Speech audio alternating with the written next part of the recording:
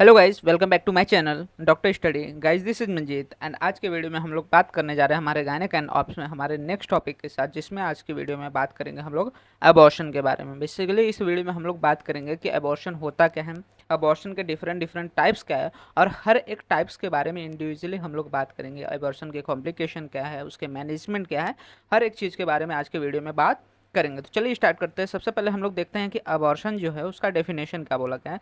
तो बोला गया है, it is the termination of the pregnancy spontaneous or induced before the period of viability, which is now accepted as 20 weeks of the gestation or a birth weight of about 500 ग्राम।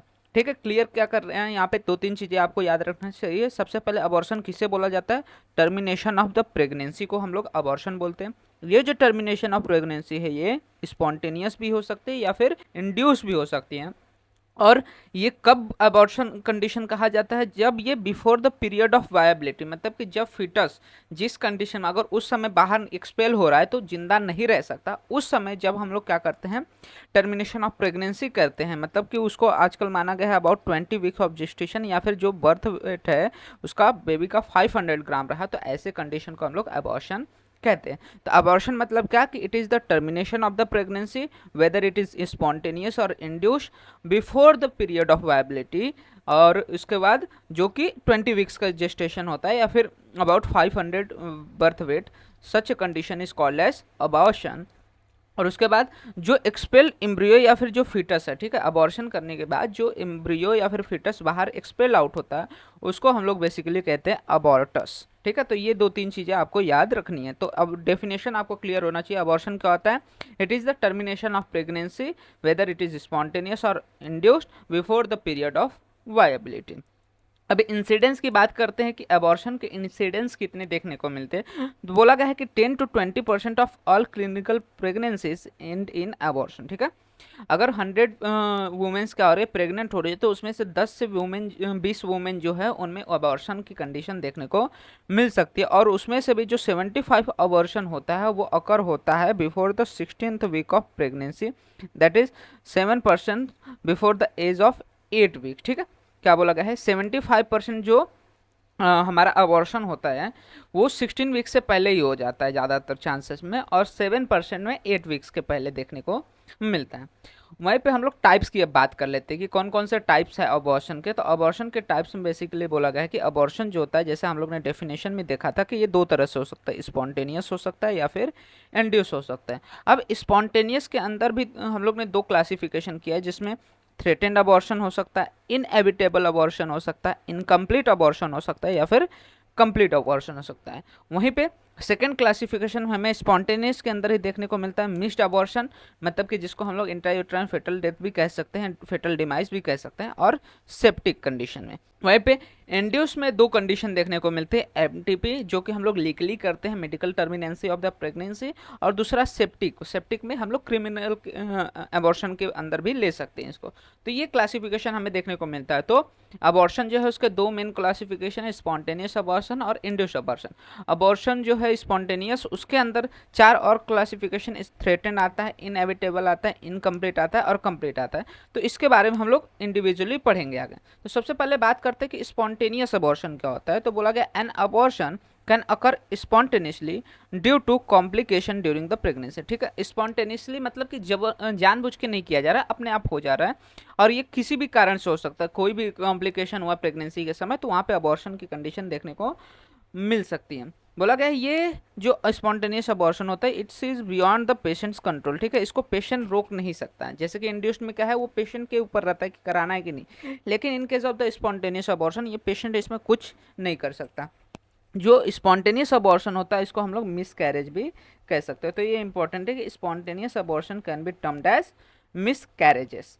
इसके बाद हम लोग आगे देखते हैं, the spontaneous abortion in natural course goes through several stages. ठीक है, अब अगर हम स्पॉन्टेनियस अबॉर्शन की बात करते हैं तो इसमें डिफरेंट डिफरेंट स्टेजेस देखने को मिलते हैं, जैसे कि इसमें थ्रेटेंड अबॉर्शन होता है, इनएविटेबल अबॉर्शन, इनकम्प्लीट अबॉर्शन या फिर कंप्लीट अबॉर्शन, तो ये सारी चीज़ें होते हैं। उसके अलावा मिक्स्ड और सेप्टिक अबॉर्शन भी इसके अंदर देखने को मिलता है, जो कि हम लोग ने ऊपर क्लासिफिकेशन में देखा था। तो सबसे पहले हम लोग यहाँ तक देख लिया, अब बात करते हैं इंड्यूस्ड अबॉर्शन की। ठीक है, तो स्पॉन्टेनियस अबॉर्शन आपको क्लियर होना चाहिए कि स्पॉन्टेनियस अबॉर्शन क्या होता है, जो कि पेशेंट के कंट्रोल में नहीं रहता और इस कंडीशन में मिसकैरेज कह सकते हैं। वहीं पे इंड्यूस्ड अबॉर्शन के बारे में क्या बोला गया, induced abortion to preserve the health of the pregnant female और due to the foetal disease termed as therapeutic abortion. ठीक है, इंड्यूस्ड अबॉर्शन क्या है कि बेसिकली क्यों कर रहे हैं, ताकि मदर के हेल्थ को मेंटेन किया जा सके, या फिर अगर फेटल में कोई डिजीज है, कोई क्रोमोसोमल अबनॉर्मलिटी है, तो ऐसे कंडीशन में हम लोग वहाँ पे अबॉर्शन को इंड्यूस कर सकते हैं। उसके अलावा बोला गया an induced abortion for any other purpose is termed as elective abortion. ठीक है, अगर मदर के हेल्थ को मेंटेन नहीं करना है या फिर फिटस को कोई डिजीज नहीं है फिर भी अबॉर्शन कर रहे हैं, तो उसको हम लोग इलेक्टिव अबॉर्शन बोलते हैं। इलेक्टिव अबॉर्शन मतलब क्या, कि जो पेशेंट है उसके हिसाब से, मतलब कि वो पेशेंट का पॉइंट ऑफ व्यू है कि उसको अबॉर्शन कराना है कि नहीं। अब बोला गया इंड्यूस्ड अबॉर्शन में भी लीगल दैट इज एमटीपी और इलीगल दैट इज क्रिमिनल। ठीक है, जो इंड्यूस्ड अबॉर्शन है वो ज़्यादातर हमें दोनों तरह से देखने को मिल सकता है। लीगल अबॉर्शन हो सकता है, जैसे कि मानो कि चलो कोई कॉन्ट्रासेप्टिव फेलियर हो गया, बेसिकली कंसीव करने की कोशिश नहीं कर रहे फिर भी कंसीव होगा, तो ऐसे कंडीशन में इंड्यूस्ड अबॉर्शन एमटीपी के अंदर आ जाएगा। लेकिन बहुत सारी जगह पे क्या करते हैं, इलीगल अबॉर्शन, जैसे कि फिटोसाइड, गर्ल फिटोसाइड रहता है तो वो करते हैं, तो उसको हम लोग क्रिमिनल अबॉर्शन के अंदर रखते हैं। वहाँ पे medication and surgical processes are use to induce abortion. ठीक है, अब अबॉर्शन को इंड्यूस करने के लिए डिफरेंट डिफरेंट वेज है, चाहे वो बहुत सारे एमटीपी पिल्स भी आते हैं उनके थ्रू कर सकते हैं, या फिर surgical processor that is DNC करवा सकते हैं।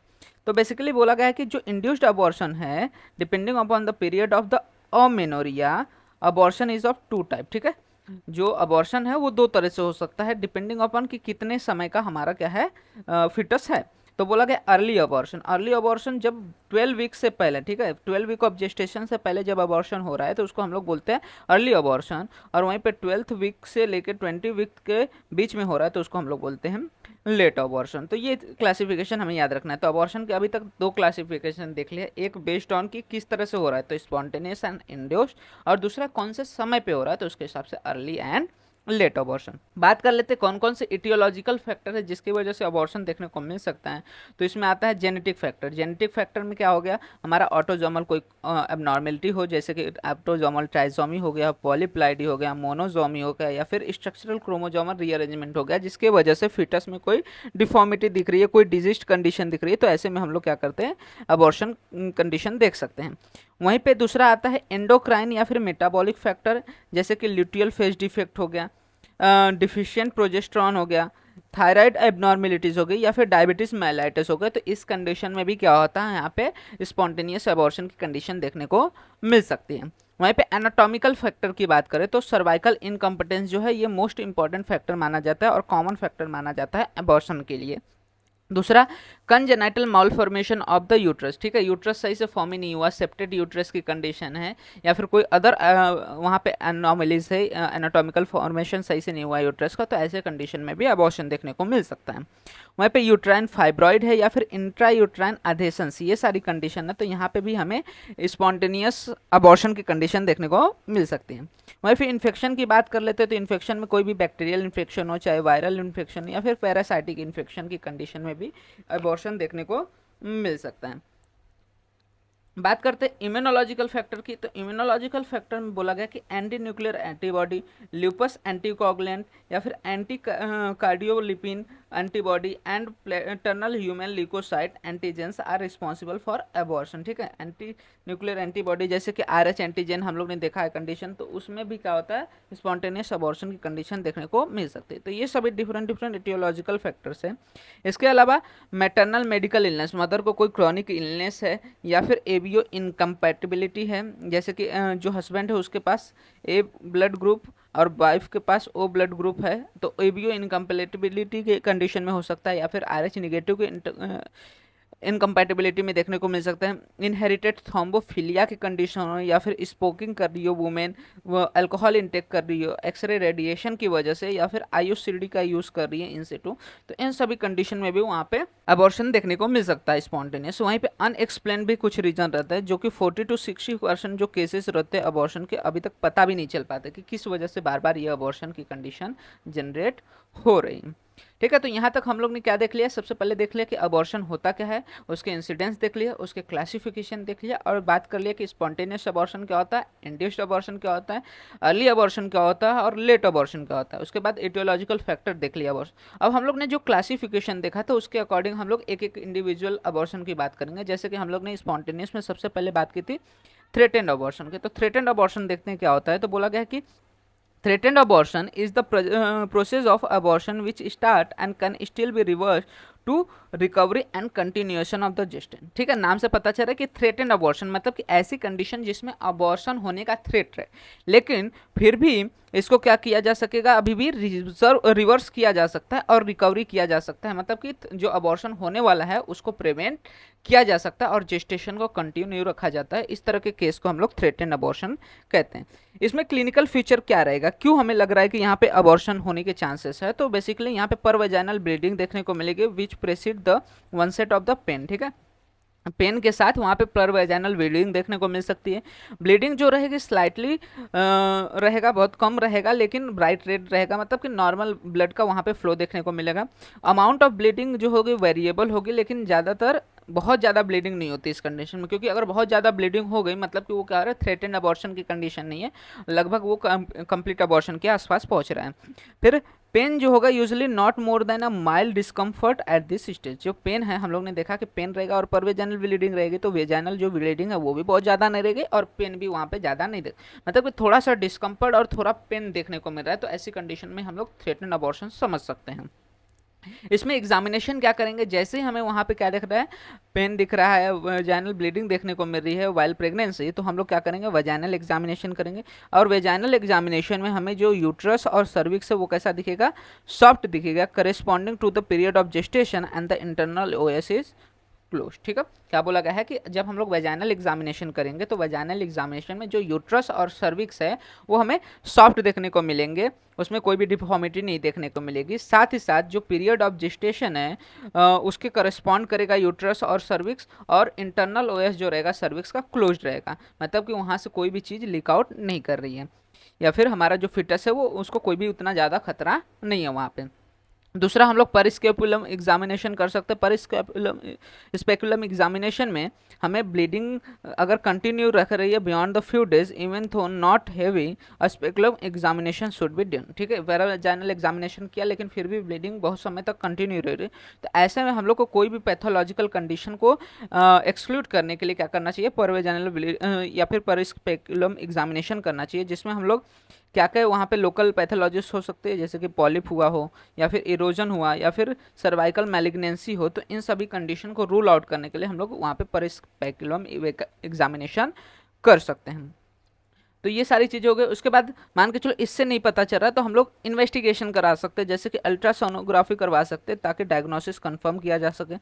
सीरम प्रोजेस्टेरॉन की वैल्यू देख सकते हैं, अगर वो 25 नैनोग्राम पर ml से ज़्यादा है तो ये क्या कर रही है, इंडिकेट कर रही है कि प्रेगनेंसी वायबल है, प्रेगनेंसी को कोई भी खतरा नहीं है। वो इसी तरह सीरियल सीरम कोरियोनोग्राफी गोनाडोट्रोफिन का लेवल का असेसमेंट करेंगे, उससे भी पता चलेगा कि वहाँ पे कोई कंडीशन है कि नहीं, कोई भी थ्रेटन कंडीशन है कि नहीं। इसके अलावा मैनेजमेंट में क्या रखेंगे, रेस्ट देंगे, उसके बाद ड्रग्स देंगे, जैसे कि स्टेप्टिक्स ड्रग्स देंगे, phenobarbitone about 30 mg for the relief of pain. ठीक है, जो पेन हो रहा है उसको कम करने के लिए फेनोबार्बिटॉन दे देंगे।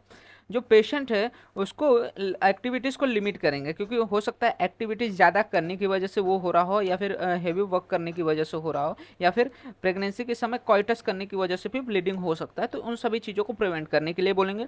और री एग्जामिनेशन करेंगे आफ्टर 1 मंथ, चाहे वो इन्वेस्टिगेशन यूएसजी कर सकते हैं ताकि असेस कर सके कि फिटस का ग्रोथ प्रॉपर हो रहा है कि नहीं।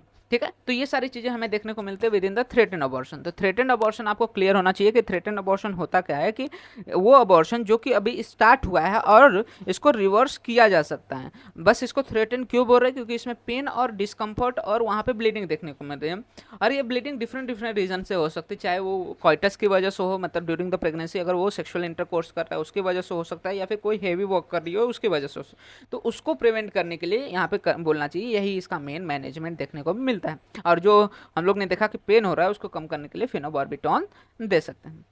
ये हो गया हमारा पहला टाइप।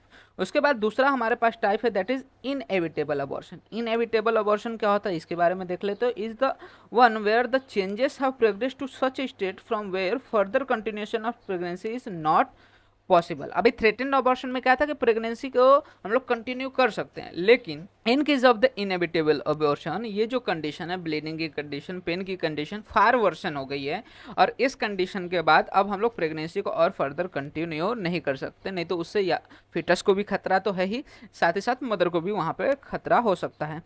ठीक है, तो इसको हम लोग बोलते हैं इनएविटेबल अबॉर्शन। अब बेसिकली क्या बोला गया, following the onset of the bleeding if the intermittent uterine contraction occur that are painful the abortion has most likely become inevitable. ठीक है, जो पेन है वो तो ठीक है, लेकिन पेन के साथ साथ अब कॉन्ट्रैक्शंस भी होने लगे हैं यूट्रस में, तो उस कंडीशन को हम लोग बोल सकते हैं कि जो प्रेग्नेंट फीमेल है वो इनएविटेबल अबॉर्शन की कंडीशन में पहुंच चुकी है। इसके फीचर्स क्या देखने को मिलेंगे, ब्लीडिंग इंक्रीजेस सिग्निफिकेंट। पहले क्या था, ब्लीडिंग बहुत कम था, प्रोफ्यूज ब्लीडिंग नहीं थी, लेकिन अभी क्या हो रहा है, ब्लीडिंग बहुत ज़्यादा बढ़ गया है।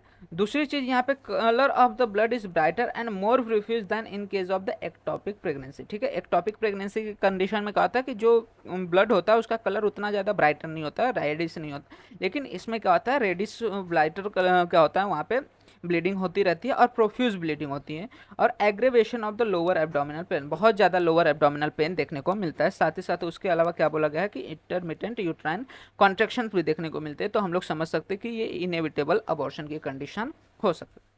अब इसमें एग्जामिनेशन क्या करेंगे, तो हम लोग वेजाइनल एग्जामिनेशन करेंगे। वेजाइनल एग्जामिनेशन में अभी भी हमें क्या रहेगा, यूट्रस सॉफ्ट फील होगा, लेकिन इनलार्ज दिखने को मिलेगा, और जो इंटरनल ओएस है ये ओपन हो चुका रहेगा, through which the products can be fail. ठीक है, हम लोग ने क्या देखा था, थ्रेटन में इंटरनल ओएस क्लोज था, लेकिन in case of the inevitable abortion जो हमारा इंटरनल ओएस है ये क्या है, ओपन हो गया है। ये इंपॉर्टेंट है, जिससे हम लोग जो प्रोडक्ट ऑफ कंसेप्शन है उसको फील कर सकते हैं।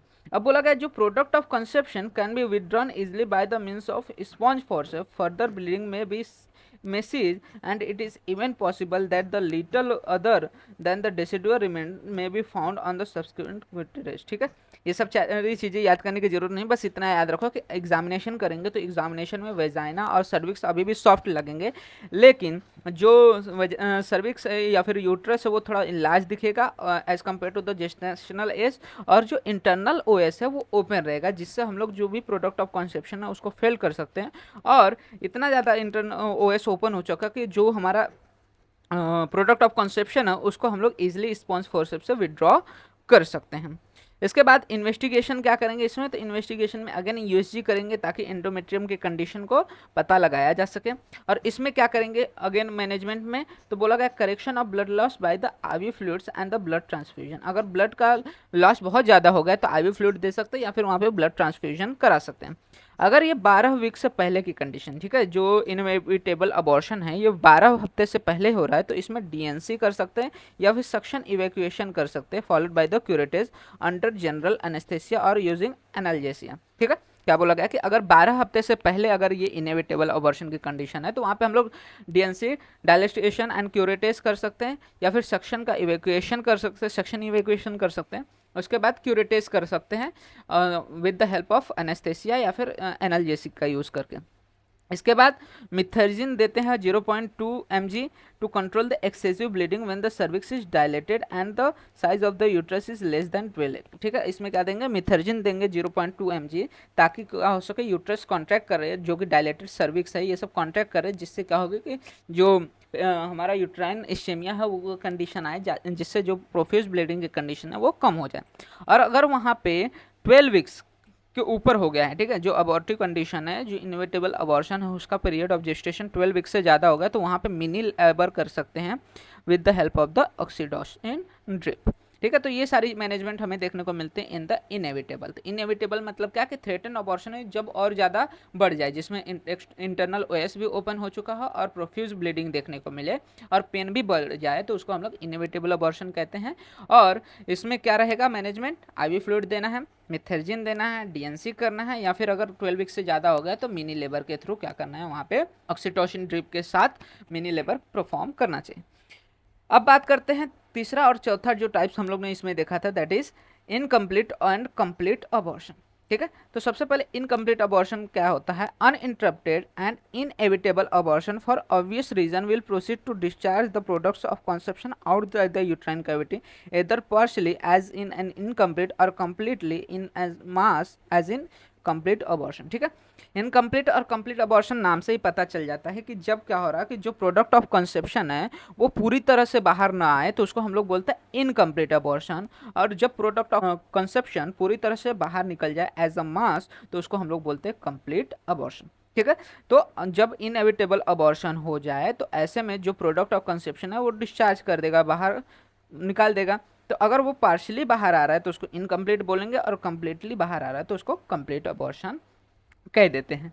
इसके क्लिनिकल फीचर की बात कर लेते हैं। तो बोला गया pain and the bleeding which are prominent symptom of the incomplete abortion usually settles down as the abortion becomes complete. ठीक है। जब इनकम्प्लीट अबॉर्शन होता है तो प्रोडक्ट ऑफ कंसेप्शन अंदर रहने की वजह से वहाँ पे पेन और ब्लीडिंग होती रहती है, लेकिन जैसे ही कंप्लीट अबॉर्शन हो जाता है तो ये पेन और ब्लीडिंग दोनों सबसाइड कर जाते हैं। एग्जामिनेशन क्या करेंगे इसमें? तो एग्जामिनेशन में सबसे पहले हिस्ट्री टेकिंग। हिस्ट्री टेकिंग में passage of the product of the conception which में be describe by the patient as a fleshy bits. ठीक है। हम लोग पेशेंट से पूछेंगे कि जो भी प्रोडक्ट ऑफ कंसेप्शन या फिर यूट्राइन ब्लीडिंग उन्होंने देखा है, जो भी ब्लीड आउट हुआ है बाहर, उसमें उन्होंने क्या क्या चीज़ें देखा है। तो उसमें अगर वो फ्लेसी बिट्स के बारे में बता रहे हैं, मतलब कि वहाँ पे क्या हो रहा है कि प्रोडक्ट ऑफ कंसेप्शन भी बाहर आया है। दूसरा चीज़ हम लोग वेजाइनल एग्जामिनेशन करेंगे। इसमें क्या देखेंगे कि जो इंटरनल ओएस है ओपन रहेगा वेजाइनल एग्जामिनेशन पे in of incomplete abortion. Once all the products have been expel out OS gradually closes down and the uterus can be felt to be much more formal than a complete after a complete abortion. ठीक है। क्या बोला गया है कि अगर incomplete abortion रहा तो ऐसे कंडीशन में इंटरनल ओएस जो रहेगा वेजाइनल एग्जामिनेशन पे हमें ओपन देखने को मिले, लेकिन अगर वहीं पे पूरा प्रोडक्ट एक्सपेल आउट हो चुका है तो ऐसे में धीरे धीरे क्या होता है, जो ओएस होता है क्लोज डाउन हो जाता है, और जो हमारा यूट्रस होता है वो ज़्यादा फॉर्मर हो जाता है और ज़्यादा कॉम्पैक्ट देखने को मिलता है। इसके अलावा बोला गया कि अगर पेशेंट जो है उसकी जनरल कंडीशन वर्सन हो रही है that can be counted by an estimated quantity of the blood loss, the other possibility must be consider specially haemoperitoneum. ठीक है। क्या बोला गया कि अगर पेशेंट की कंडीशन वहाँ पे वर्स कर रही है, ठीक है, मान के चलो यूट्राइन ब्लीडिंग मतलब कि परवाजाइनल ब्लीडिंग उतनी नहीं देखने को मिल रही है, लेकिन फिर भी पेशेंट की कंडीशन वर्स हो रही है, मतलब कि यहाँ पे हम लोग कंसिडर कर सकते हैं कि हीमोपेरिटोनियम की कंडीशन हो सकती है, कि जो ब्लड है वो पेरिटोनियम में एंटर कर रहा है जिसकी वजह से पेशेंट की कंडीशन वर्सन हो रही है। मतलब परवाजाइनल ब्लीडिंग होने की जगह पे जो ब्लड है वहाँ कहाँ पे चला जा रहा है, पेरिटोनियम। तो इस कंडीशन में हमें तुरंत वहाँ पे इमीडिएट मैनेजमेंट करने की ज़रूरत हो सकती है। उसके बाद इन्वेस्टिगेशन इसमें कर सकते हैं। इन्वेस्टिगेशन में यूएसजी करेंगे। यूएसजी रिलीव करेगा कि वहाँ रिवील करेगा कि वहाँ पे यूट्राइन जो कैविटी है वो कम्प्लीटली एम्प्टी हुआ है कि नहीं, या फिर वहाँ पे रिटेन प्रोडक्ट देखने को मिल सकता है in case of the incomplete abortion. ठीक है। तो ये सारी चीज़ें हमें देखने को मिलती हैं। तो कंप्लीट और इनकम्प्लीट तो आपको क्लियर रहेगा कि अगर प्रोडक्ट ऑफ कंसेप्शन अभी भी अंदर है तो इनकम्प्लीट, अगर सब बाहर निकल गए तो कंप्लीट अबॉर्शन। क्लिनिकल फीचर, अगर इनकम्प्लीट अबॉर्शन है तो वहाँ पे पेन और ब्लीडिंग रहेगा, लेकिन अगर वो कंप्लीट हो गया तो पेन और ब्लीडिंग सेटल डाउन हो जाता है। हिस्ट्री टेकिंग करेंगे जिसमें वो फ्लेसी बिट्स बताएगी कि बाहर निकला है। उसके बाद वेजाइनल एग्जामिनेशन करेंगे। इनकम्प्लीट में इंटरनल ओएस ओपन रहेगा, जबकि कंप्लीट अबॉर्शन में वो धीरे धीरे बंद होने लगेगा। और इन्वेस्टिगेशन भी कर सकते हैं, अगर ऐसे क्लिनिकली नहीं डायग्नोस हो पा रहा है तो उसमें यूएसजी कर सकते हैं, जिसमें ये क्या होगा, कंप्लीट अबॉर्शन की कंडीशन में यूट्राइन कैविटी एम्प्टी दिखेगी, वहीं पे इनकम्प्लीट की कंडीशन में वहाँ पे रिटर्न प्रोडक्ट ऑफ कंसेप्शन देखने को मिल सकता है। इसके बाद बात कर लेते हैं कॉम्प्लिकेशन की। तो बोला गया in retain product of conception excessive bleeding sepsis and placental polyp में।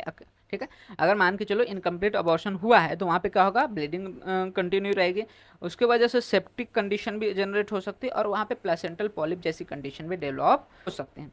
तो अब इसमें हम लोग मैनेजमेंट क्या कर सकते हैं कि अगर इनकम्प्लीट अबॉर्शन है और ये जो इनकम्प्लीट अबॉर्शन की कंडीशन है वो बिफोर 12 वीक्स है, तो ऐसे में हम लोग डायलेटेशन एंड इवैक्यूएशन और the suction evacuation followed by the curettes under the general anaesthesia और बाय यूजिंग द एनाल्जेसिया। ठीक है। जैसा हम लोग ने किस में देखा था, इनएविटेबल की कंडीशन में देखा था, वैसा ही सेम करेंगे। इसमें भी डायलेटेशन करेंगे सर्विक्स का, इवैक्यूएशन करेंगे प्रोडक्ट ऑफ कंसेप्शन का, या फिर सक्शन इवैक्यूएशन कर सकते हैं। उसके बाद इवैक्यूएट करने के बाद क्यूरेट करेंगे एंडोमेट्रियम को, और ये सब किसके अंदर, जनरल एनेस्थेसिया या फिर एनाल्जेसिया के अंदर कर सकते हैं।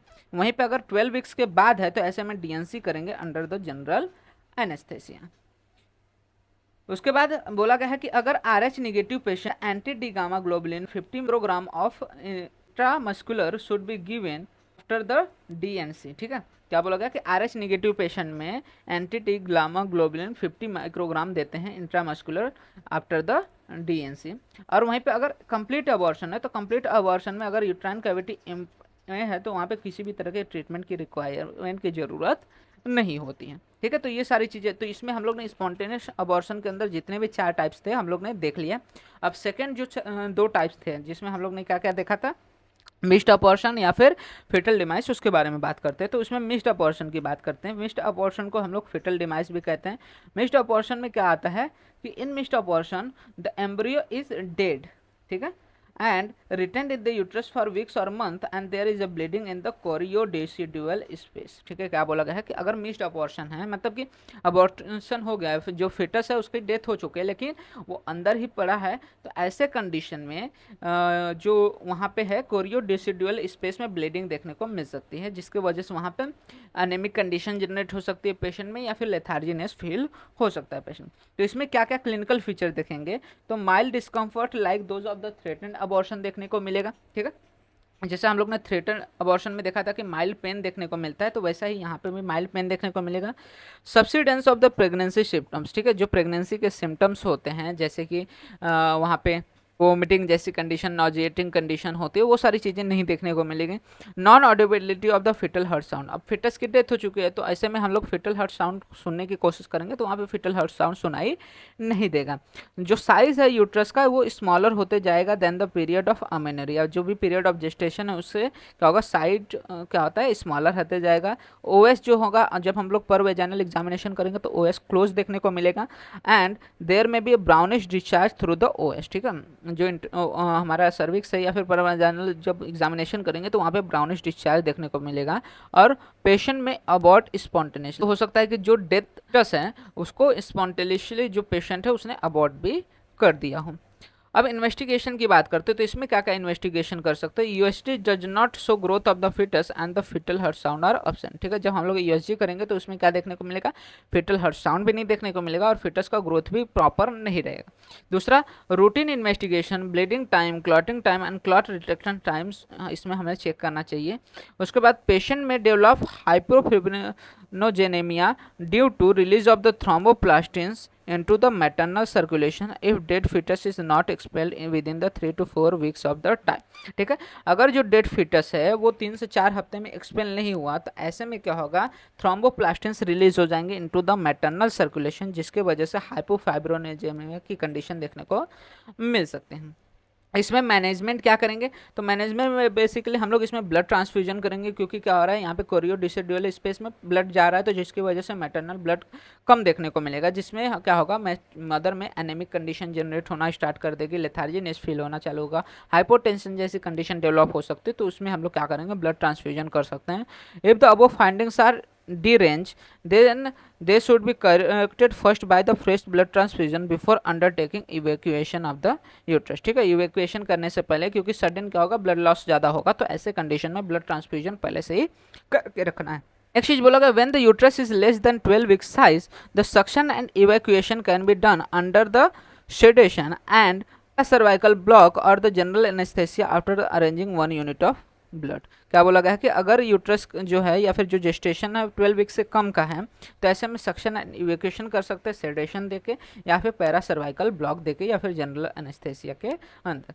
और बोला गया कि अगर मोर देन 12 वीक्स है तो ऐसे में क्या करना है, vaginal prostaglandins along with escalating doses of Syntocinon या फिर पैरेंट्रल प्रोस्टाग्लैंडिन देके हम लोग क्या कर सकते हैं, spontaneous expulsion of the product of conception वहाँ पे करा सकते हैं। तो ये 2 मैनेजमेंट हमें देखने को मिलता है with in the missed apportion. आगे देखते हैं हम लोग के बाद एक कंसेप्ट आता है that is about recurrent abortion. Recurrent abortion मतलब क्या हो रहा है, बार बार वहाँ पे अबॉर्शन हो रहा है, ऐसे कंडीशन को हम लोग क्या बोलते हैं, रिकरेंट अबॉर्शन। तो बोला गया when the patient aborts spontaneously repeatedly 3 times और more before 20 weeks it is called as recurrent abortion. ठीक है, अगर कोई फीमेल पेशेंट है जो कि प्रेगनेंसी में हर प्रेगनेंसी में मतलब कि अब तक 3 से ज़्यादा बार उसने क्या किया है, अबॉर्शन, स्पॉन्टेनियस अबॉर्शन कर दिया है, और ये अबॉर्शन कब होता है, बिफोर द 20 वीक्स, तो उसको हम लोग बोलते हैं रिकरेंट अबॉर्शन। तो ऐसे केसेस में जो पेशेंट है उसका डिटेल इन्वेस्टिगेशन करना चाहिए और उसके कॉज को डायग्नोस करने की कोशिश करनी चाहिए। क्या क्या कॉजेज यहाँ पे हो सकते हैं, तो बोला गया कि पेरेंटल क्रोमोसोमल एबनॉर्मेलिटीज हो सकती हैं, ठीक है।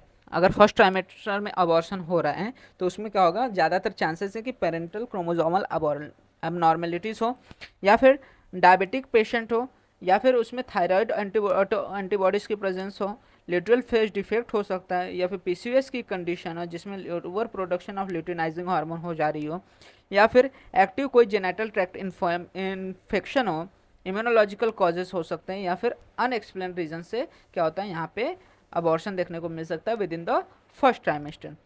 वहीं पे सेकेंड ट्राइमेस्टर में क्या क्या रीजन हो सकते हैं, तो बोला गया है कि congenital anatomical abnormality of the uterus, जिसकी वजह से यूट्रस जो है फिटल ग्रोथ को अच्छे से सपोर्ट नहीं कर पा रहा हो, जैसे कि यूनिकॉर्नुएट, बाइकॉर्नुएट, या फिर सेप्टेड, या फिर डबल यूट्रस की कंडीशन हो। Acquired anatomical abnormalities of uterus हो सकता है, जैसे कि यूट्राइन फाइब्रॉइड हो, या फिर इंट्रा यूट्राइन आदेशन हुआ हो, एंड्रोमेट्रियोसिस जैसी कंडीशन हो, या फिर सर्वाइकल इनकम्पिटेंस हो, या फिर वहाँ पे सर्वाइकल एम्पुटेशन या फिर फोर्सफुल सर्जिकल डायलेशन किया गया हो। तो इन सभी कंडीशन में क्या होता है, सेकेंड ट्राइमेस्टर में अबॉर्शन देखने को मिल सकता है। मदर को कोई क्रॉनिक इलनेस हो, या फिर सिफाइलिस या फिर टॉक्सोप्लाज्मोसिस जैसे इन्फेक्शंस हुआ तो, या फिर अनएक्सप्लेन रीजन से यहाँ पे सेकेंड ट्राइमेस्टर में भी हमें क्या देखने को मिल सकता है, अबॉर्शन की कंडीशन देखने को मिल सकते हैं। क्लिनिकल फीचर की बात कर लें, क्लिनिकल फीचर किस तरह से रहेगा इन case of the current abortion, तो बोला गया history of the mid trimester loss, ठीक है। मिड ट्राइमेस्टर में क्या होगा, बार बार यहाँ पे अबॉर्शन की हिस्ट्री मिलेगी, वहाँ पे painless spontaneous rupture of the membranes in the cervical incompetence. अगर सर्वाइकल इनकम्पिटेंस की कंडीशन है तो उसमें क्या होगा, पेनलेस जो मेम्ब्रेन्स रहेंगे उनका पेनलेस रप्चर हो जाता है। उसके बाद ये प्राइमरी या फिर सेकेंडरी हो सकता है to the live birth and followed by quick deliveries of like foetus, ठीक है। क्या होता है इसमें, बार बार वहाँ पे क्विक डिलीवरीज या फिर मतलब स्पॉन्टेनियस अबॉर्शन की कंडीशन देखने को मिल सकती है।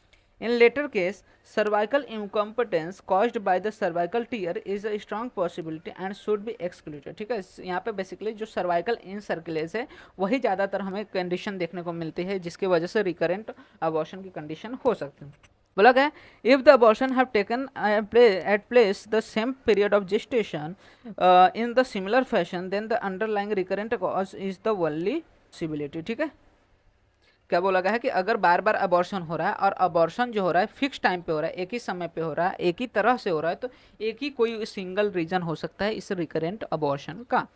तो इसमें बेसिकली एग्जामिनेशन करेंगे, एग्जामिनेशन में हमें क्या देखने को मिलेगा कि finding like cervical tear going into the internal OS and the shortening of cervical length with the पेटुलस OS and the membrane bulging through the OS suggest incompetent OS। जैसे मैंने पहले बोला कि यहाँ पे क्या है, ज़्यादातर ये जो कंडीशन होते हैं इनकम्पिटेंस यूट्राइन जो हमारा सर्वाइकल इनकम्पिटेंस है उसकी वजह से ही देखने को मिलता है। तो यहाँ पे इनकम्पिटेंट OS में ये सारी चीज़ें देखने को मिल सकती हैं।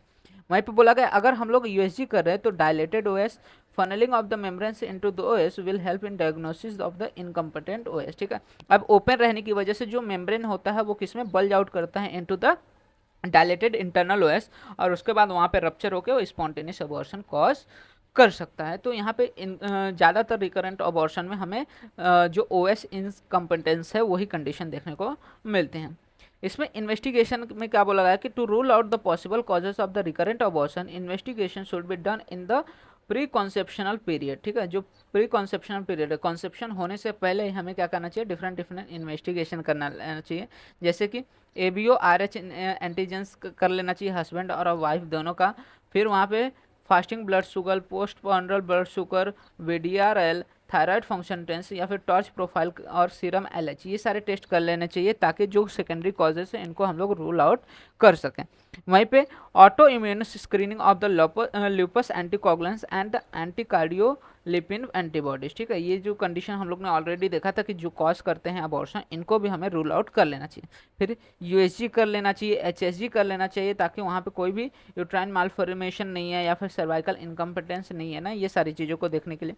कैरियोटाइपिंग हस्बैंड और वाइफ दोनों का कर सकते हैं ताकि उनके क्रोमोसोमल एबनॉर्मलिटीज़ का पता किया जा सके। और उसके बाद एंडो सर्वाइकल स्वैब कल्चर्स कर सकते हैं या फिर सेंसिटिविटी टेस्ट कर सकते हैं। तो ये सारे test basically pre conception period में कर सकते हैं ताकि रूल आउट कर सके कि क्या रीज़न हो सकता है। उसके बाद भी अगर अबॉर्शन हो रहा है तो हम लोग क्या करेंगे, ये सारी चीज़ों को रूल आउट करके इसके अलावा जो कॉजेस हो सकते हैं उसके बारे में वहाँ पर हम लोग डिस्कस कर सकते हैं या फिर रूल आउट कर सकते हैं। मैनेजमेंट की बात कर लेते हैं कि क्या क्या मैनेजमेंट इसमें हम लोग कर सकते हैं। तो बोला गया कि treatment will vary according to the cause. हम लोग ने जो इन्वेस्टिगेशन किया उसके हिसाब से जो कॉज हमें पता चलेगा उसके हिसाब से हम लोग क्या करेंगे, वहाँ पे ट्रीटमेंट प्रोवाइड करेंगे। In cases when there is no cause is detected, the general advice regarding the balanced diet, abstinence during the critical period and assurance is given to the patient। ठीक है, क्या बोला गया है कि अगर मान के चलो कोई भी कॉज पता नहीं चल रहा है तो ऐसे में हम लोग क्या कर सकते हैं कि उनके डाइट को मेंटेन कर सकते हैं, एक अच्छा डाइट, प्रॉपर डाइट प्लान दे सकते हैं। दूसरी चीज़, abstinence during the critical period. अब जब क्रिटिकल पीरियड मतलब जिस समय पे बार बार अबॉर्शन हो रहा है उस समय पे कॉइटस या फिर सेक्सुअल इंटरकोर्स करने से एब्सटिनेंस रोकने के लिए बोलना है। और या फिर क्रिटिकल पीरियड के समय जिस समय हर बार ऑपरेशन हो रहा है उस समय उनको क्या कर सकते हैं, हॉस्पिटलाइज कर सकते हैं, ताकि उसको मॉनिटर किया जा सके कि क्या हो रहा है उस समय, उस कंडीशन में जिस समय ऑपरेशन हो रही है। To control the diabetes and the thyroid dysfunction. अगर मान के चलो वहाँ पे थायराइड का प्रॉब्लम है या फिर डायबिटीज़ की कंडीशन है तो वहाँ पे उसको कंट्रोल करना चाहिए। अगर हाइपर सिक्रेशन हो रहा है, एलएच हो रहा है, तो जीएनआरएच एनालॉग जो है थेरेपी हम लोग वहाँ पे दे सकते हैं। अगर प्रोजेस्ट्रॉन डिफिशियंसी हो रही है तो ऐसे में 17 अल्फा हाइड्रोक्सी प्रोजेस्ट्रॉन इंजेक्शन जो कि 250 मिलीग्राम ट्वाइस वीकली, या फिर कोरियोनिक जो गोनेडोट्रोफिन है 1000 इंटरनेशनल यूनिट्स बाई वीकली हम लोग दे सकते हैं from the 8th week onward after confirming the foetal heart activity under the ultrasonography. ठीक है, तो अगर मान के चलो वहाँ पे क्या है, प्रोजेस्ट्रॉन की डिफिशियंसी है तो वहाँ पे हम लोग प्रोजेस्ट्रॉन या फिर कोरियोनिक गोनेडोट्रोफिन का इंजेक्शन प्रोवाइड कर सकते हैं बाई वीकली। उसके बाद बोला गया एंटी फॉस्फोलिपिड एंटीबॉडी सिंड्रोम अगर देखने को मिल रहा है तो वहाँ पे लो डोज एस्पिरिन दे सकते हैं अबाउट 75 मिलीग्राम पर डे, या फिर हिपेरिन दे सकते हैं 12 हावरली इंट्रायूट्राइन, और लो डोज एस्पिरिन दे सकते हैं। इनहेरिटेड थ्रोम्बोफिलियाज है तो ऐसे में हिपेरिन 5000 इंट्रायूट्राइन ट्वाइस डेली दे सकते हैं। अगर मान के चलो ये सारी चीज़ें नहीं है और वहाँ पे हमें ओएस इनकम्पिटेंस ही देखने को मिल रहा है, मतलब क्या बोला गया कि during the pregnancy repeated pelvic examination में be required at weekly interval from the 10 weeks onward in the suspected cases of the incompetence. ठीक है, अगर मान के चलो इनकम्पिटेंस का वहाँ पे हमें सस्पेक्ट है तो ऐसे में 10 वीक का फिटस होने के बाद क्या करना है, वहाँ पे वीकली इंटरवल पे एग्जामिनेशन, पेल्विक एग्जामिनेशन करना है। अगर मान के चलो वहाँ पे हमें ओएस इनकम्पिटेंस या फिर सर्वाइकल इनकम्पिटेंस मिल गया तो ऐसे में सिरोडकर और मैकडोनाल्ड ऑपरेशन को परफॉर्म किया जाता है। ठीक है, ये इंपॉर्टेंट याद रखना है कि सर्वाइकल इंसर्कलेस करते हैं इसमें, जिसमें हम लोग दो चीज़ सिरोडकर और एमसी डोनाल्ड जो ऑपरेशन है वो परफॉर्म करते हैं। बोला गया in the proven case the operation should be done around the 14th week. ठीक है, ज़्यादातर केसेस में हम लोग क्या करते हैं 14th वीक पे ही सर्वाइकल इंसर्कलेस करते हैं, और at least 2 weeks earlier than the lowest period of wastages as early as 10th week. ठीक है, क्या कर सकते हैं कि जिस समय वहाँ पे अबॉर्शन की कंडीशन हो रही है, मतलब कि प्रीवियस अबॉर्शन जब हुआ था उससे कम से कम 2 हफ्ते पहले, या फिर 14 वीक पे, या फिर ज़्यादा से ज़्यादा 10 वीक पे हम लोग क्या कर सकते हैं, सर्वाइकल इंसर्कलेस कर सकते हैं। सर्वाइकल इंसर्कलेस को सर्वाइकल स्टेज भी कहते हैं। तो इसमें हम लोग दो चीज़ करते हैं, एमसी डोनाल्ड ऑपरेशन या फिर सिरोडकर। तो सबसे पहले बात करते हैं एमसी डोनाल्ड में हम लोग क्या करते हैं। तो बोला गया it is treated under the general anaesthesia by insertion of the purse string sutures of non-absorbable material in the thickness of the wall of the cervix at the level of internal OS after pushing the bladder up and putting up the stitch below the internal OS. It is the most commonly performed procedure nowadays। ठीक है, क्या बोला गया, MC Donald operation में क्या करते हैं, ये जनरल एनेस्थेसिया के अंदर करते हैं। इसमें सबसे पहले क्या किया जाता है कि जो हमारा ब्लैडर है उसको ऊपर थोड़ा धकेला जाता है, और जो इंटरनल ओएस की जगह है वहाँ पे हम लोग क्या करते हैं, just below the internal OS क्या करते हैं, स्टिचेस लेते हैं। तो इस तरह से हम लोग क्या करते हैं, सर्वाइकल इंसर्कलेस करते हैं in case of the McDonald operation. अब बोला गया pre operatively patient should have hydroxyprogesterone 500 milligram intramuscular which is then continued post operatively bi weekly for 1 week. ठीक है, क्या बोला गया कि ऐसे पेशेंट में जिसमें हम लोग इंसर्कलेस कर रहे हैं उसमें सबसे पहले क्या देना है, हाइड्रोक्सीप्रोजेस्टेरॉन 500 मिलीग्राम देना है। उसके बाद एक बार इंसर्कलेस हो गया तो हफ्ते में 2 बार अगेन वही हाइड्रोक्सीप्रोजेस्टेरॉन देना है आफ्टर द ऑपरेशन। बोला गया patient should be kept sedated for 24 hours after. ठीक है। एक बार ये इंसर्कुलेट कर दिया तो पेशेंट को सेडेशन में रखना है for the 24 hour. Stage is removed at 30 weeks और at the onset of the labour. ठीक है, जब लेबर होने वाला रहेगा, जब onset of labour start हो जाएगा, तो ऐसे कंडीशन पे या फिर 30 वीक्स पे हम लोग क्या करते हैं, इन स्टिच को रिमूव करते हैं। Failure to remove stitch will cause the obstructed labour और the annular detachment of the cervix posteriorly and the bleeding. ठीक है, अगर मान के चलो अगर स्टिच को नहीं रिमूव किया तो ऐसे में क्या होगा, जो ऑब्स्ट्रक्शन लेवल की कंडीशन हो सकती है या फिर एनुलर डिटैचमेंट हो सकता है सर्विक्स का, और वहाँ पे प्रोफ्यूज ब्लीडिंग देखने को मिल सकते हैं। वहीं पे patient should be told about the risk. ठीक है, पेशेंट को रिस्क भी बताना है कि अगर हम लोग सर्वाइकल इंसर्कुलेट कर रहे हैं तो उसके क्या क्या रिस्क हो सकता है और क्या क्या फायदे रहेंगे। Complications like slipping or cutting through the sutures requires bi-weekly examination, and the intrauterine infection, a rupture of the membrane, and the abortion can take place. क्या बोला गया है कि अगर हमें बाई वीकली एग्जामिनेशन करना है, क्योंकि इसमें कॉम्प्लिकेशन हो सकते हैं, जैसे कि स्विचर्स जो होते हैं स्लिप कर आउट कर सकते हैं या फिर कट आउट हो सकते हैं, तो वो चेक करने के लिए बाई वीकली एग्जामिनेशन करना जरूरी है। इंट्रायूट्राइन इन्फेक्शन को चेक करना है, मेम्ब्रेन रप्चर हुए कि नहीं, या फिर रप्चर हो सकते हैं इसके वजह से, स्टिचेस की वजह से, तो वो भी वहाँ पे कॉम्प्लिकेशन इसके देखने को मिल सकते हैं। Indication to stitch applications are leaking features of the amnionitis, bleeding, uterine irritability and the cervical laceration during the delivery, cervical dysplasia। क्या बोला गया है कि अगर हम लोग स्टेज की बात करें तो स्टेज कम नहीं करना चाहिए। तो मान के चलो अगर लीकेज देखने को मिल रहा है, ठीक है, जो अम्नियोनाइटिस हो गया हो या फिर लीकेज हो या फिर ब्लीडिंग हो रहा हो या फिर यूट्राइन इरेटेबिलिटी हो या फिर सर्वाइकल लैसरेशंस हो डिलीवरी के समय, तो ऐसे कंडीशन में हम लोग स्टिचेस नहीं लेते हैं। और दूसरा ऑपरेशन हमारे पास आता है सिरोदकर ऑपरेशन। इसमें क्या बोला गया है कि patient is again put on light general anaesthesia. दोनों कंडीशन हम लोग क्या कर रहे हैं, जनरल एनेस्थेसिया में कर रहे हैं, और patient is placed in the lithotomy position and the posterior vaginal speculum is introduced and the lips of the cervix are pulled down the sponge folding forceps और द एलिस टिश्यू फोर्सेप्स। ठीक है, क्या किया, सबसे पहले जो patient है उसको जनरल एनेस्थेसिया दिया, उसको लिथोटॉमी पोजीशन में रखते हुए, और उसके बाद एक पोस्टेरियर वेजाइनल स्पेकुलम जो है सिम्स स्पेकुलम, उससे हम लोग ने posterior wall of the vagina को ओपन किया अच्छे से, और उसके बाद जो एलिस फोर्सेप्स है या स्पॉन्ज होल्डिंग फोर्सेप्स है उससे लिप ऑफ द सर्विक्स पकड़ के उसको नीचे की तरफ खींच लिया। उसके बाद transverse incision made at the anteriorly bellow the base of the bladder. ठीक है, जो ब्लैडर का बेस है उसके एंटेरियरली क्या किया गया, एक ट्रांसवर्स इंसिजन लिया on the vaginal wall and the bladder is pushed up to expose the level of the internal os. ठीक है, और ब्लैडर को क्या करते हैं, ऊपर की तरफ धकेलते हैं ताकि इंटरनल ओएस को एक्सपोज किया जा सके। अब vertical incision is made posteriorly on the सर्वाइको vaginal junction. ठीक है, जो सर्विक्स और वजाइना का जंक्शन है वहाँ पे एक वर्टिकल इंसिजन लिया गया। फिर नॉन अब्जॉर्बेबल सूचर मटेरियल और the Ethibond tape is placed submucosally with the help of an aneurysm needle और cervical needle so as to bring the suture ends through the posterior incision. ठीक है, तो क्या किया, सबसे पहले होल्ड किया, जो सर्विक्स है उसके लिप को होल्ड किया, उसको डाउनवर्ड खींचा, फिर उसके बाद क्या किया गया, एक ऊपर की तरफ anteriorly bellow the base of the bladder एक ट्रांसवर्स इंसिजन लिया। यह ट्रांसवर्स इंसिजन लेने के बाद क्या किया, ब्लैडर को पुश किया गया अपवर्ड ताकि इंटरनल ओएस को एक्सपोज किया जा सके, और वहाँ पे एक वर्टिकल इंसिजन लिया गया, कहाँ पे, सर्वाइकल वेजाइनल जंक्शन के पास, और वहाँ पे फिर सूचर लिया गया।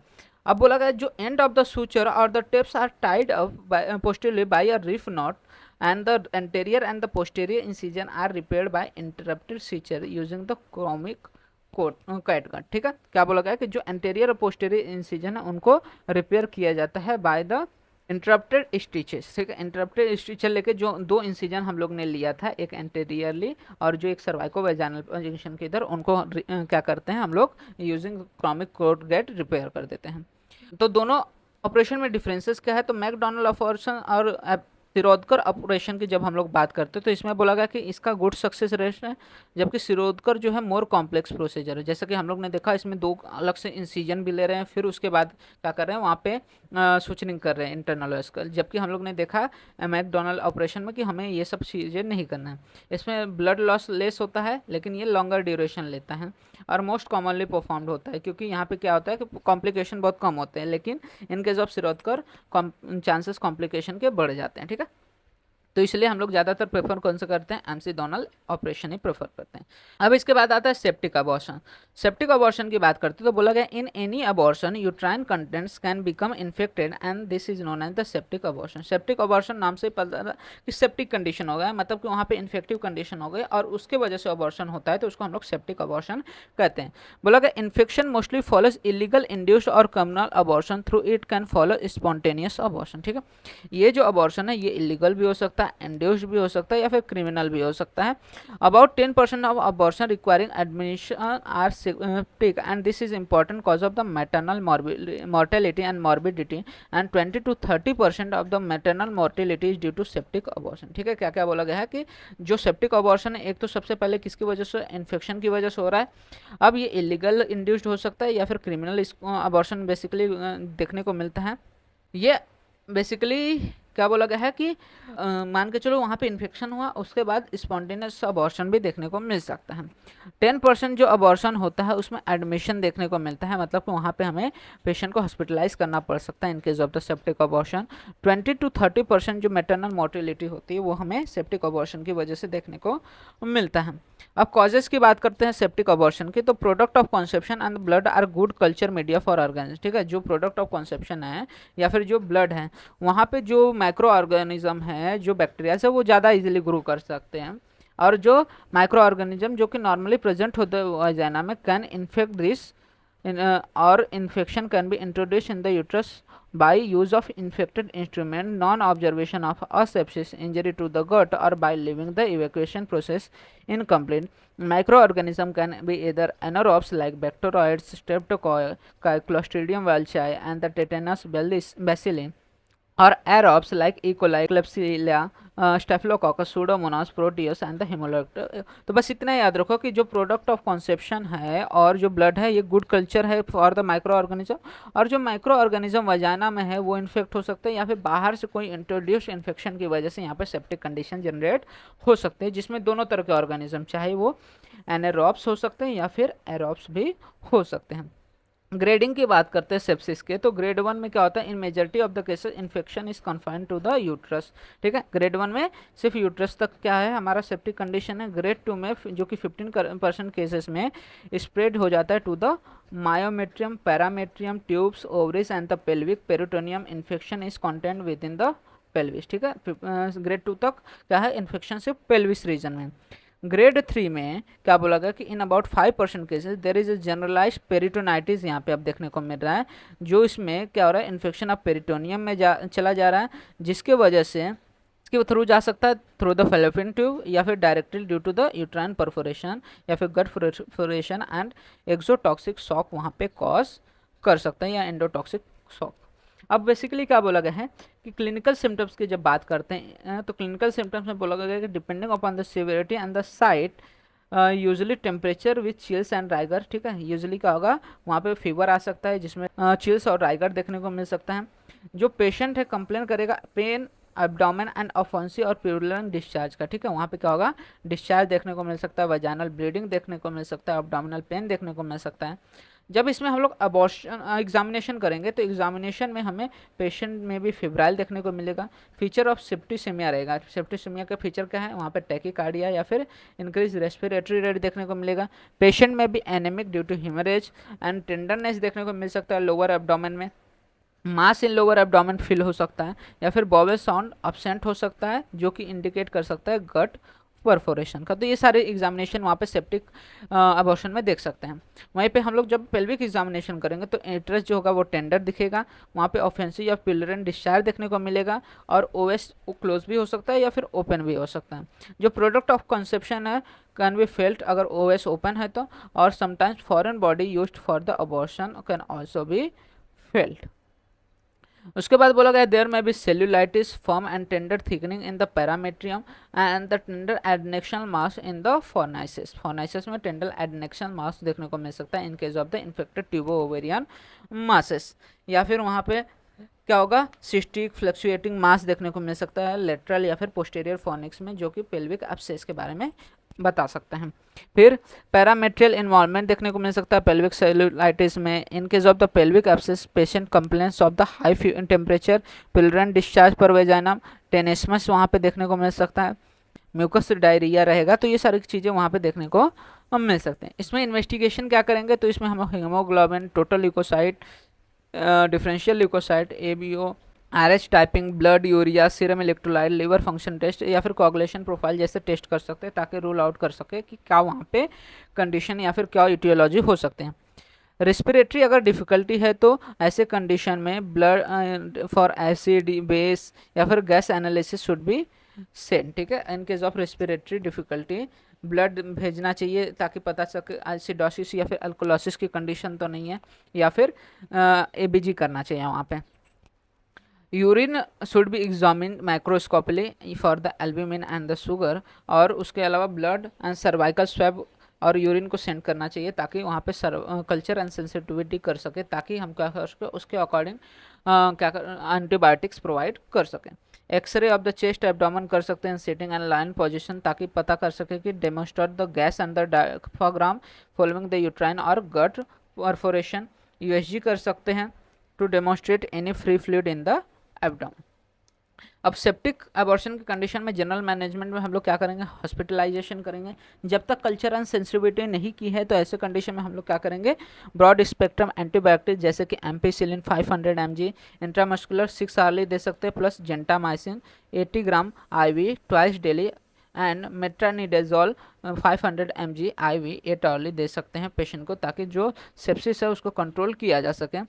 अगर पेशेंट टॉक्सिक लग रहा है या फिर लुक्स वेरी इल, देन हायर एंटीबायोटिक्स जैसे कि थर्ड जनरेशन सिफेलोस्पिरिन का स्टार्ट कर सकते हैं, सेफ्ट्राइक्सोन, सेफेक्सिमिन, ये सारी चीज़ें दे सकते हैं वहाँ पे। एनाल्जेसिक और सेडेटिव्स का यूज़ कर सकते हैं। Prophylactic anti gas gangrene serums 8000 units या फिर एंटी टेटेनस इनका यूज़ कर सकते हैं टू इलीगल अबॉर्शन केसेस। ठीक है, इलीगल अबॉर्शन के केसेस में इसका यूज़ किया जाता है। ब्लड ट्रांसफ्यूजन का यूज़ कर सकते हैं to the severely anaemic patient. Anaemic patient लग रही है तो उसमें ब्लड ट्रांसफ्यूजन कर सकते हैं। Rapid evacuation of the infected tissue, जो इन्फेक्टेड प्रोडक्ट ऑफ कंसेप्शन वहाँ पे दिख रहा है इन द यूट्रस, उन सभी को क्या कर सकते हैं, रिमूव कर सकते हैं। मॉनिटर कर सकते हैं ऑनगोइंग मैनेजमेंट को। ठीक है, ये सारे मैनेजमेंट को मॉनिटर करना है। पल्स रेट चेक करना है, बीपी चेक कर, सेंट्रल वेनस प्रेशर देखना है। नॉर्मल क्या होता है, वो 0 to 5 सेंटीमीटर ऑफ वाटर होता है। उसका इनटेक आउटपुट चार्ट क्या करना है, मेंटेन करना है। यूरिन आउटपुट को चेक करना है। About 30 ml per hour shows adequate blood circulation and tissue perfusion. तो ये सारी चीज़ें हम लोग कर सकते हैं within the septic abortion. तो सेप्टिक अबॉर्शन में सबसे पहले हॉस्पिटलाइजेशन, ब्रॉड स्पेक्ट्रम एंटीबायोटिक्स, इसके अलावा जो भी सिम्टोमेटिक ट्रीटमेंट्स लग रहा है जैसे कि पेन है तो एनाल्जेसिक दो, या फिर वहाँ पे कॉन्ट्रैक्शंस है बॉडी में, मसल ट्विंचिंग्स है तो उसमें हम लोग एंटी टेटानस सीरम से ये सारी चीज़ें दे सकते हैं। उसके बाद अगर एनेमिक दिख रही है तो ब्लड ट्रांसफ्यूजन या फिर IV फ्लूइड वहाँ पे प्रोवाइड करना जरूरी हो जाता है in case of the hypotension. उसके बाद कॉम्प्लिकेशन क्या क्या हो सकते हैं अबॉर्शन में, तो कॉम्प्लिकेशन में सबसे पहले हेवी ब्लीडिंग हो सकती है अबॉर्शन की, जैसे कि हम लोग ने देखा इनकम्प्लीट अबॉर्शन रहा तो ऐसे में क्या होगा कि हेवी ब्लीडिंग हो सकती है। फिर इन्फेक्शंस हो सकता है, पेल्विक इन्फ्लेमेटरी डिसीज हो सकता है, जैसे कि सेप्टिक कंडीशन बहुत ईजिली इसमें जनरेट हो सकते हैं। इनकम्प्लीट अबॉर्शन रह गया है, मतलब कि फिटल पार्ट्स अंदर रह गए हैं, तो अबॉर्शन में क्या होगा, ब्लीडिंग होगा, बहुत ज़्यादा पेन होगा, तो ऐसे में उसको क्या करना है, इवैक्यूएट करवाना है कम्प्लीटली। कॉम्प्लिकेशन जनरल एनेस्थेसिया से हो सकता है, जिसमें हम लोग को कन्वल्जन, हार्ट अटैक या फिर एक्सट्रीम केसेस में डेथ भी देखने को मिल सकते हैं। सर्विक्स को डैमेज हो सकता है, क्योंकि सर्विक्स में क्या हो रहा है कि डिफरेंट प्रोसेसेस कैरी आउट कर रहा है, जिसकी वजह से एक्सेसिव ब्लीडिंग हो सकती है, तो इसको हम लोग को रिपेयर करना पड़ सकता है। एशरमैन सिंड्रोम देखने को मिल सकता है, ये इंपॉर्टेंट है। एशरमैन सिंड्रोम क्या है कि by the use of uterine curettage में कॉज द परमानेंट स्कारिंग और the adhesion of the uterine lining, जिसको हम लोग एशरमैन सिंड्रोम कहते हैं। ठीक है, तो एशरमैन सिंड्रोम आपको याद रखना है कि अगर हम लोग डायलेटेज क्यूरेटेज करते हैं तो वहाँ पे स्कारिंग प्रोड्यूस हो जाते हैं, और जिसकी वजह से जो यूट्रस है वो अधेयर हो सकते हैं एक दूसरे के वॉल से, तो इसको हम लोग बोलते हैं एशरमैन सिंड्रोम, और इसके वजह से सेकेंडरी अमेनेरिया जैसी कंडीशन जनरेट हो सकते हैं। उसके बाद सर्वाइकल इनकम्पिटेंस की कंडीशन जनरेट हो सकती है, परफोरेशन ऑफ द यूट्रस हो सकता है, या फिर damage to the internal organs हो सकते हैं। तो ये सारी चीज़ें हमें देखने को मिलती है विद इन द अबॉर्शन। तो अबॉर्शन में क्या क्या याद रखना है आपको, अबॉर्शन में सबसे पहले अबॉर्शन क्या होता है उसका डेफिनेशन आपको याद रखना है। उसके बाद अबॉर्शन के क्लासिफिकेशन याद रखना है, इंसिडेंस याद रखना है, और सभी अबॉर्शन के टाइप्स के नाम अच्छे से याद रखना है। ताकि क्या हो सके आप इजीली एग्जाम में लिख सको। तो होप आपको सारी चीज़ें अबॉर्शन के रिलेटेड क्लियर हो गई। अबॉर्शन से रिलेटेड जितनी भी चीज़ें थे सारी चीज़ें मैंने इस वीडियो में कवर कर दिया है। तो होप आपको कोई भी डाउट इसके रिलेटेड नहीं रहेगा। फिर भी अगर कोई डाउट रहता है आप कमेंट सेक्शन में मेंशन कर सकते हैं, मैं ट्राई करूँगा फर्दर वीडियोज़ में उसको और अच्छे से समझा सकूँ।